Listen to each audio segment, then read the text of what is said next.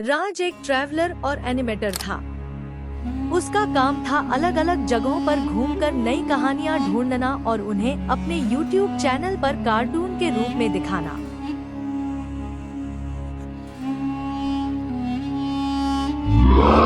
उसके वीडियो में हमेशा कुछ नया और रोमांचक होता था, इसलिए लोग उसे बहुत पसंद करते थे। दीदी, जो कार्टून हमने कल देखा था कितना मजेदार था ना। इसमें एक छोटा सा हीरो है जो अपने दोस्तों के साथ मिलकर बुरे लोगों को हराता है। मुझे ये बहुत पसंद है। तुम भी मेरे साथ फिर देखगी। एक दिन राज को एक पुराने नक्शे के बारे में पता चला।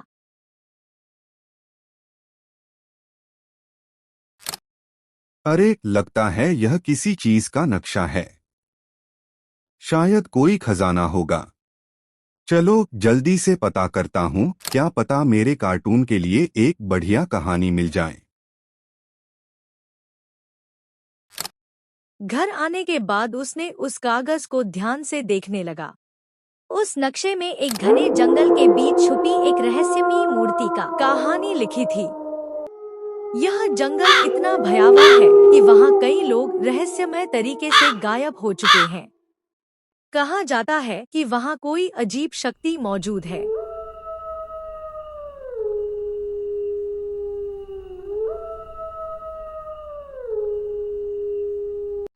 अरे यार, क्या हुआ? तुम इतने घबराए हुए क्यों लग रहे हो? नील, तुम्हें एक अजीब बात बतानी है, पर वादा करो तुम इसे मजाक नहीं समझोगे। कल मैं जंगल के अंदर काफी दूर तक चला गया था। वहाँ मुझे एक पुरानी और रहस्यमयी मूर्ति मिली। वो बिल्कुल अलग थी, जैसे किसी ने उसे छुपाकर रखा हो। मूर्ति? उसमें ऐसा क्या खास था? जब मैं उसके पास गया तो अचानक ठंडी हवा चलने लगी और मुझे ऐसा लगा जैसे कोई मुझे देख रहा हो। मूर्ति की आंखें, ऐसा लग रहा था जैसे वो जिंदा हो। तुम मजाक तो नहीं कर रहे ना? नहीं नील, मैं सच कह रहा हूँ। और सबसे अजीब बात, उस मूर्ति के नीचे एक अजीब सा निशान था, जैसे कोई राज छुपा हो। तो अब तुम क्या करने वाले हो? मैं उस रहस्य को जानकर रहूंगा, लेकिन मुझे तुम्हारी मदद चाहिए। मैं जरूर तुम्हारी मदद करूंगा। फिर वे दोनों जाने की तैयारी करने लगे, उस रहस्यमयी मूर्ति के अनजाने रहस्य को उजागर करने के लिए, जो आज भी अज्ञात। कहा जाता था कि जो भी उस मूर्ति को ढूंढ लेता है, उसे एक अनोखी कहानी मिलती है। ऐसी कहानी जो दुनिया में कहीं और नहीं मिलती। राज को यही चाहिए था, एक ऐसी कहानी जो उसके चैनल को और भी खास बना दे। अगले ही दिन वह अपने कैमरा, नोटबुक और जरूरी सामान लेकर उस जंगल की ओर निकल पड़ा।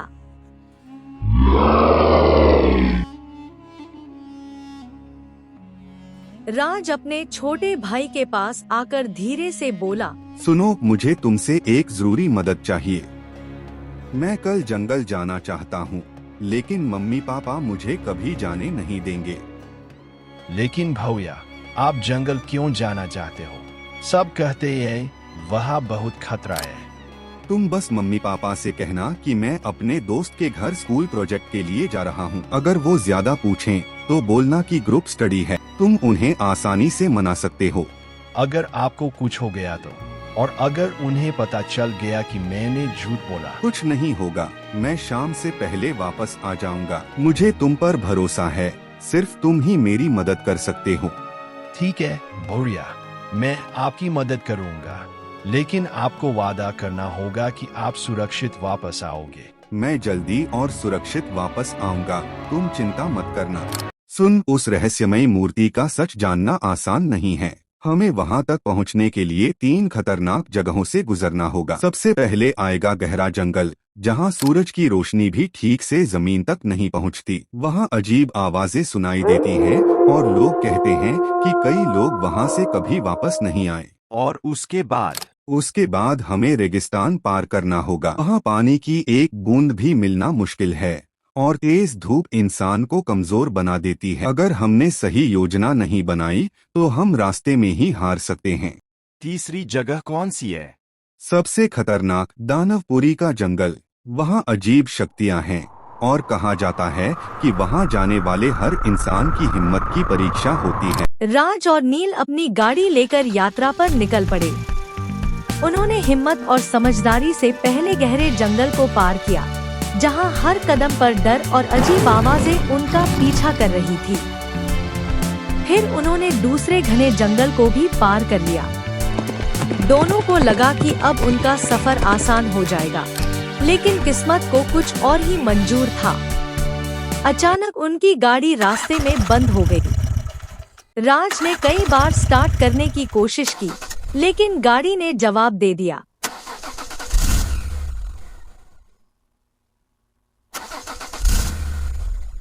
यह गाड़ी शायद अब नहीं चलेगी। इतनी लंबी दूरी कैसे तय करेगी? यह तो पहले ही खराब हो चुकी है। यहाँ कोई चलिए आगे बढ़ते हैं और देखते हैं कि क्या हमें कोई ऐसा व्यक्ति मिल सकता है जो हमें रास्ता दिखा सके। यहाँ कोई गांव नहीं है जहाँ मैकेनिक को बुलाया जा सके। देखते हैं कोई मिल पाता है या नहीं। मजबूर होकर दोनों पैदल ही आगे बढ़ने लगे। चारों ओर सन्नाटा था और माहौल धीरे धीरे और रहस्यमय होता जा रहा था।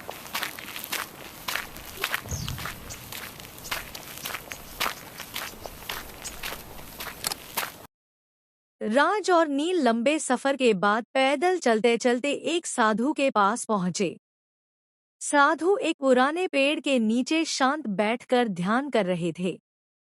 दोनों उनके पास जाकर आदर से खड़े हो गए। नमस्ते बाबा, क्या आपने यहाँ किसी छुपी हुई मूर्ति के बारे में सुना है? बेटा, यह रास्ता सीधा नहीं है। इस जंगल में कई भटकाने वाले रास्ते हैं। तुम्हें उत्तर दिशा की ओर बढ़ना होगा, लेकिन ध्यान रखना, हर मोड़ पर तुम्हारी परीक्षा होगी। बाबा, क्या आप उस रहस्यमयी मूर्ति के बारे में कुछ जानते हैं? लोग कहते हैं कि उसमें कोई अजीब शक्ति है। वह मूर्ति बहुत प्राचीन है। उसमें ऐसी शक्ति छिपी है जिसे समझना आसान नहीं। कई लोग उसे पाने की कोशिश में यहाँ आए, लेकिन वे कभी लौटकर नहीं गए। तो क्या हमें वहाँ नहीं जाना चाहिए? जाना या ना जाना तुम्हारा फैसला है, लेकिन याद रखना, सिर्फ साहस ही नहीं, समझ और धैर्य भी जरूरी है। अगर तुम्हारा इरादा सच्चा है, तो शायद तुम उस रहस्य के करीब पहुंच सको। उसके बाद उन्होंने श्रद्धा और विनम्रता के साथ बाबा को दिल से धन्यवाद दिया। घने जंगल के बीच राज और नील धीरे धीरे आगे बढ़ रहे थे। किसी के चलने की आवाज आई। क्या कोई मेरा पीछा कर रहा है? कोई नहीं है, शायद मेरा वहम है। हवा भी अचानक ठंडी हो गई है। तभी अचानक धुंध के बीच से एक काली आकृति उभरती है। उसे देखते ही वे दोनों डर के मारे भागने लगे।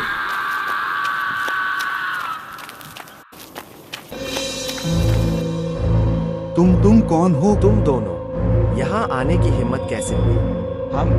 हम बस रास्ता भटक गए हैं। हमें जाने दो। मैं इस जंगल का रक्षक हूँ, और जो भी यहाँ आता है वह कभी वापस नहीं जाता। ये है, हमारी मदद करो। अब बहुत देर हो चुकी है। भूत धीरे धीरे उनकी ओर बढ़ने लगता है। तभी वह अचानक हमला करता है। राज और नील डरकर पीछे हटते हैं। अचानक एक तेज रोशनी चमकती है और एक पंडित वहां प्रकट होते हैं। नहीं, ये शक्ति मुझे जला रही है। नहीं, ये शक्ति मुझे जला रही है। मुझे जला रही है। पंडित जी, आपने हमारी जान बचा ली। आपका बहुत बहुत धन्यवाद। धन्यवाद मत कहो। यह जंगल साधारण नहीं है। यहाँ कई रहस्यमयी शक्तियाँ छिपी है। अब हमें क्या करना चाहिए पंडित जी? हमेशा याद रखना, लालच और जिज्ञासा इंसान को खतरे में डाल देती है। बिना सोच समझे किसी अनजान जगह पर मत जाना, और अगर जाओ तो सच्चाई और साहस को साथ रखना। उसके बाद उन्होंने श्रद्धा और विनम्रता के साथ बाबा को दिल से धन्यवाद दिया। वे फिर से अपनी यात्रा शुरू करते हैं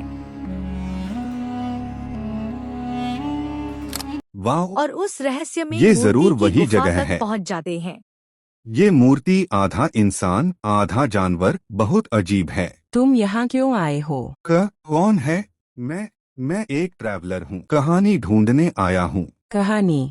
या प्रसिद्धि। मैं लोगों को सच्ची कहानियाँ दिखाना चाहता हूँ ताकि वो कुछ सीख सकें। अगर तुम्हारा इरादा साफ है तो सच्चाई देखो।